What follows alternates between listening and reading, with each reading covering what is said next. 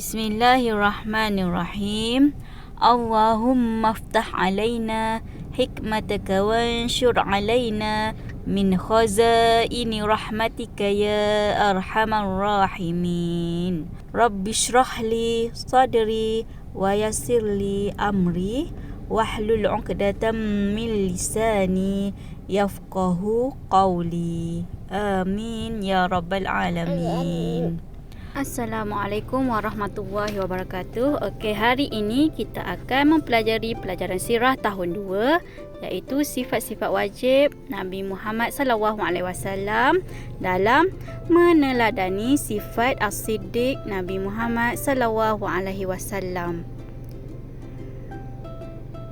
Sifat wajib yang pertama bagi Nabi Muhammad SAW ialah as-siddiq, iaitu benar.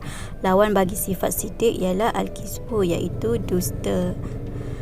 Nabi Muhammad SAW seorang yang bercakap benar dan berterus terang. Baginda tidak pernah berbohong.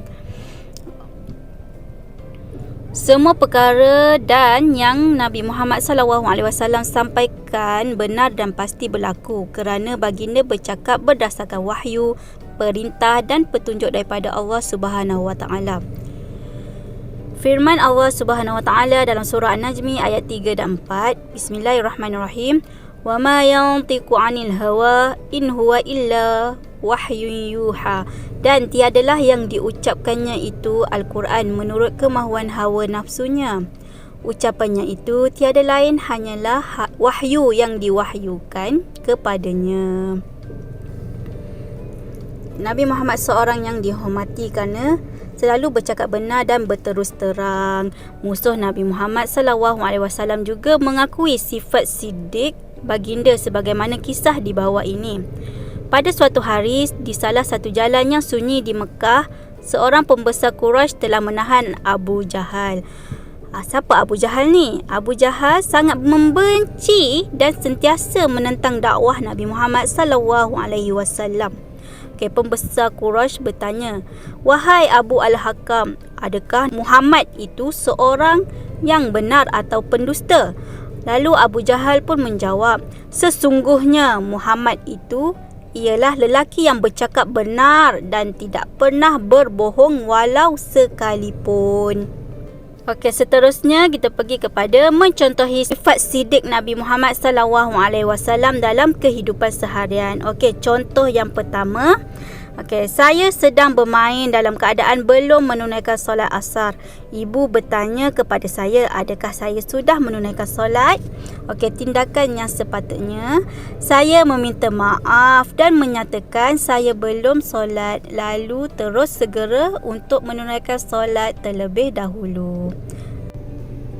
Seterusnya contoh yang kedua, situasi dia, saya menerima baki wang yang berlebihan ketika membeli makanan di kantin semasa waktu rehat.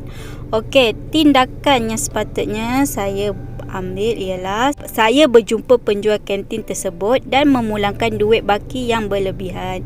Ini merupakan salah satu contoh kita meneladani sifat Nabi Muhammad SAW. Seterusnya ialah kelebihan mengamalkan sifat as-siddiq. Apabila kita bercakap benar, kita akan dipercayai. Kita juga akan disukai orang-orang ramai. Seterusnya mendapat pahala dan Allah akan mencatatkan kita sebagai seorang yang benar. Kita akan dijauhi daripada neraka. Bagaimana cara mengamalkan sifat siddiq? Bagaimana cara dia? Yang pertama ialah beriman kepada Allah dan Rasulnya. Seterusnya, bersahabatlah dengan rakan yang baik. Bersahabat dengan rakan yang baik. Seterusnya, berani untuk bercakap benar. Berani untuk bercakap benar.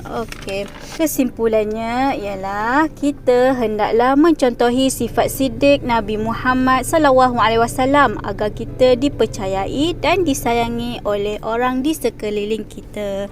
Wallahu alam, itu saja untuk kali ini. Terima kasih dan Assalamualaikum warahmatullahi wabarakatuh.